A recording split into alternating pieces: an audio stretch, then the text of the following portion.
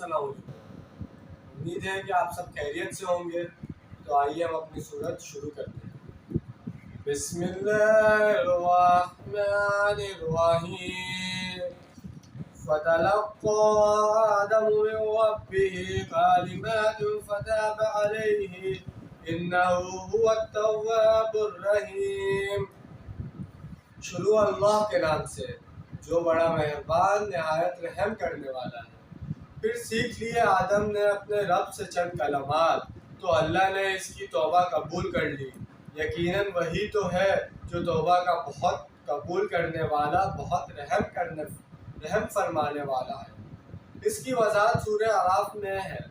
جب حضرت آدم علیہ السلام نے اللہ تعالیٰ کا حکم عذاب آمیز سنا اور جنت سے باہر آ گئے تو سخت پشیمانی اور ندامت پیدا ہوئی کہ یہ میں نے کیا کیا، مجھ سے کیسی خطا سرزد ہو گئی کہ میں نے اللہ کے حکم کی خلاف ورزی کر ڈالی۔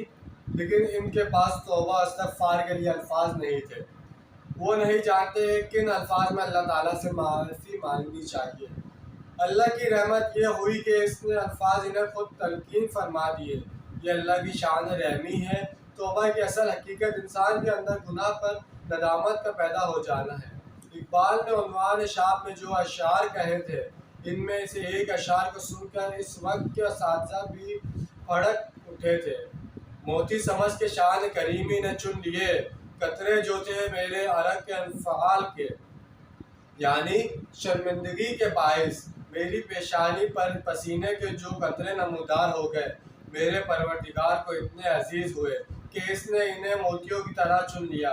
حضرت آدم علیہ السلام اور بی بی حوا کو جب اپنی غلطی پر ندامت ہوئی تو وہ گریہ وزاری میں مشغول ہو گئے۔ اس حالت میں اللہ تعالیٰ نے اپنی رحمت سے انہیں چند کلمات عطا فرمائے جن سے ان کی توبہ قبول ہوئی۔ وہ کلمات سورہ اعراف میں بیان ہوئے ہیں۔ ترجمہ: اے ہمارے رب، ہم نے اپنی جانوں پر ظلم کیا ہے، اور اگر تو نے ہمیں بخش نہ دیا اور ہم پر رحم نہ فرمایا تو ہم ضرور خسارہ پانے والوں میں ہو جائیں گے، تباہ و برباد ہو جائیں گے۔ اس مقام پر شیطانیت اور عدمیت کا فوری تقابل موجود ہے۔ غلطی ابلیس سے بھی ہوئی، اللہ کے حکم سے سرتابی ہوئی، لیکن اسے اس پر ندامت نہیں ہوئی، بلکہ وہ تکبر کی بنا پر مزید اکڑ گیا ہے کہ انا خیر منہ اور سرکشی کا راستہ اختیار کیا۔ دوسری طرف خطا آدم علیہ السلام سے بھی ہوئی، نافرمانبرداری ہوئی، لیکن وہ اس پر پشیمان ہوئے اور توبہ کی۔ وہ طرز عمل شیطانت ہے اور یہ عدمت ہے، ورنہ کوئی انسان گناہ سے اور مصیبت سے مبرأ نہیں ہے۔ رسول اللہ صلی اللہ علیہ وسلم کی حدیث میں آیا۔ ترجمہ: آدم علیہ السلام کی تمام اولاد خطا کار ہے اور انہیں خطاؤں میں بہتر وہ ہیں جو توبہ کر لیں۔ حضرت آدم علیہ السلام سے غلطی ہوئی، انہوں نے اس پر ندامت ہوئی، انہوں نے توبہ کی تو اللہ تعالیٰ نے ان کی توبہ قبول فرما لی۔ توبہ کا الفاظ دونوں طرف سے آتا ہے۔ بندہ بھی تواب ہے، ازو الفاظ قرآنی۔ ترجمہ: تواب اللہ تعالیٰ بھی ہے، اس لیے اصل حقیقت سمجھ لیجیے۔ بندے نے خطا کی اور اللہ سے دور ہو گیا تو اللہ نے اپنی رحمت کی نگاہ اس پر سے ہٹا لی۔ بندے نے توبہ کی تو اللہ پھر اپنی رحمت کے ساتھ اس کی طرف متوجہ ہو گیا۔ توبہ کے معنی ہے پلٹنا۔ بندہ معصیت سے توبہ کر کے اپنی اصلاح کی طرف، بندگی کی طرف، اطاعت کی طرف پلٹ آیا، اور اللہ نے جو اپنی نظر رحمت بندے سے پھیر لی تھی، پھر اپنی شان غفاری اور رحمی کے ساتھ بندے کی طرف توجہ فرما لی۔ اس کے لیے حدیث میں الفاظ آئے ہیں: اور اگر وہ میرا بندہ بالشت بھر میری طرف آتا ہے تو میں ہاتھ بھر اس کی طرف آتا ہوں، اور اگر وہ ہاتھ بھر میری طرف آتا ہے تو میں 2 ہاتھ اس کی طرف آتا ہوں، اور اگر وہ چل کر میری طرف آتا ہے تو میں دوڑ کر اس کی طرف آتا ہوں۔ ہم تو ماہر بے کرم ہے، کوئی ساحل ہی نہیں، راہ دکھائیں کیسے راہ رخ منزل ہی نہیں۔ وہ تو تواب ہے بس فرق یہ ہے کہ تاب بندے کے لیے آئے گا تو الہ کے صلاح کے ساتھ آئے گا، جیسے انی تبت علیک، اور جب اللہ کے لیے آئے گا تو اللہ کے صلاح کے ساتھ تاب اعلیٰ آئے گا، جیسے آیت زیر مطالعہ میں آیا فتاب علیہ، اللہ کی شان بہت بلند ہے۔ انسان توبہ کرتا ہے تو اللہ اس کی طرف توبہ کرتا ہے، جبکہ اللہ کی شان یہ ہے کہ وہ بندے پر توبہ کرتا ہے۔ قُلْ اهْبِطُوا مِنْهَا جَمِيعًا فَإِمَّا يَأْتِيَنَّكُم مِّنِّي هُدًى فَمَن تَبِعَ هُدَايَ فَلَا خَوْفٌ عَلَيْهِمْ وَلَا هُمْ يَحْزَنُونَ۔ ہم نے کہا تم سب کے سب یہاں سے اتر جاؤ، تو جب بھی آئے تمہارے پاس میری جانب سے کوئی ہدایت، تو جو لوگ میری اس ہدایت کی پیروی کریں گے ان کے لیے نہ کوئی خوف ہوگا اور نہ وہ حزن سے دوچار ہوں گے۔ جو اس سے پہلے بھی آیا ہے، جو حضرات یہ سمجھتے ہیں کہ تخلیق آدم علیہ السلام آسمانوں پر ہوئی اور وہ جنت بھی آسمانوں پر ہی تھی جہاں حضرت آدم علیہ السلام آزمائش یا تربیت کے لیے رکھے گئے تھے، وہ اہبطوا کا ترجمہ کریں گے کہ انہیں آسمان سے زمین پر اتارنے کا حکم دیا گیا۔ لیکن جو لوگ سمجھتے ہیں حضرت آدم علیہ السلام کو زمین پر ہی کسی بلند مقام پر رکھا گیا، وہ کہتے ہیں کہ اہبطوا سے مراد بلند جگہ سے نیچے اتارنا ہے، نہ کہ آسمان سے زمین پر اتارنا۔ وہ آزمائشی جنت کسی اونچی سطح مرتفع پر تھی، وہاں پر حکم دیا گیا کہ نیچے اترو اور جاؤ، اب تمہیں زمین میں ہل چلانا پڑے گا اور روٹی حاصل کرنی پڑے گی، محنت کرنا پڑے گی۔ یہ نعمتوں کے دسترخوان جو یہاں بچھے ہوئے تھے اب تمہارے لیے نہیں ہے۔ اس معنی میں اس الفاظ کا استعمال اس سورہ بقرہ کی 7ویں رکوع میں ہوا ہے۔ ترجمہ یہ ہے علم انسانی کا دوسرا گوشہ، یعنی علم بایولوجی۔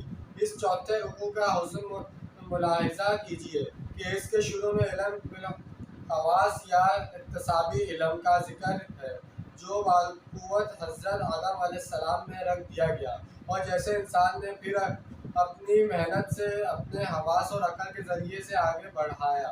یہ علم مسلسل ترقی پذیر ہے، اور آج مغربی اقوام اس میں ہم سب سے بہت آگے ہیں۔ ابھی ایک زمانے میں مسلمان بہت آگے نکل گئے تھے، لیکن ظاہر ہے کہ اس دنیا میں عروج تو انہی کو ہوگا جنہیں سب سے زیادہ اس کی آگاہی حاصل ہوگی۔ البتہ وہ علم جو آسمان سے نازل ہوتا ہے وہ عطائی ہے جو وحی پر مبنی ہے، اور انسان کے مقام و خلافت کا تقاضا یہ ہے کہ اللہ تعالیٰ نے جو احکام اس کے پاس آئے، وہ جو ہدایت بھی بھیجی، ان کی پورے کا پورے طور پر پیروی کرے۔ اللہ تعالیٰ نے واضح فرما دیا کہ جو لوگ میری اس ہدایت کی پیروی کریں گے ان کے لیے کسی خوف و رنج کا موقع نہیں ہوگا۔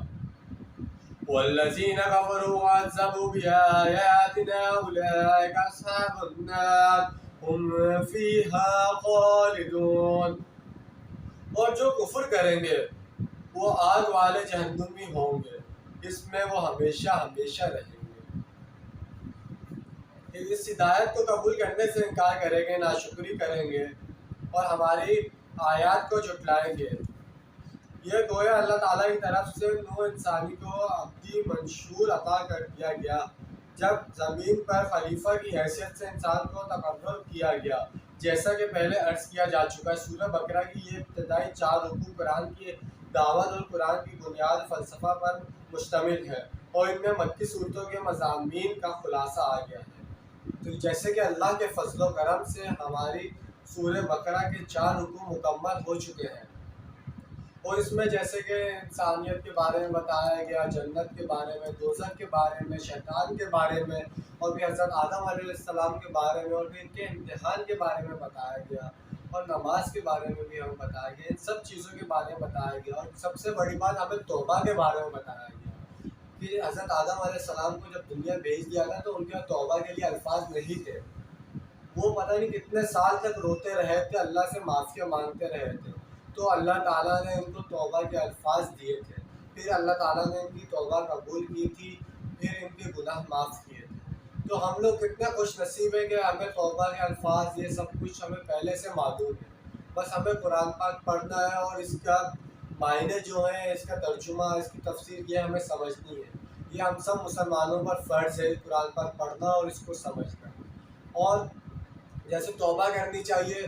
جو انسان چاہتا ہے کہ اس کی ہر دعا قبول ہو رہی ہے، اس کی دعا قبول نہیں ہوتی. تو اصل مسئلہ یہاں جا کے آ جاتا ہے کہ وہ انسان دل سے توبہ نہیں کرتا.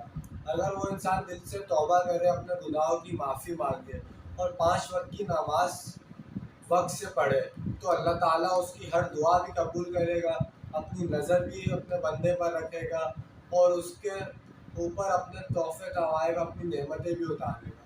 تو جو کچھ بھی آج پڑھا گیا سنا گیا، اللہ تعالیٰ اس پہ ہم سب کو عمل کرنے کی توفیق عطا فرمائے.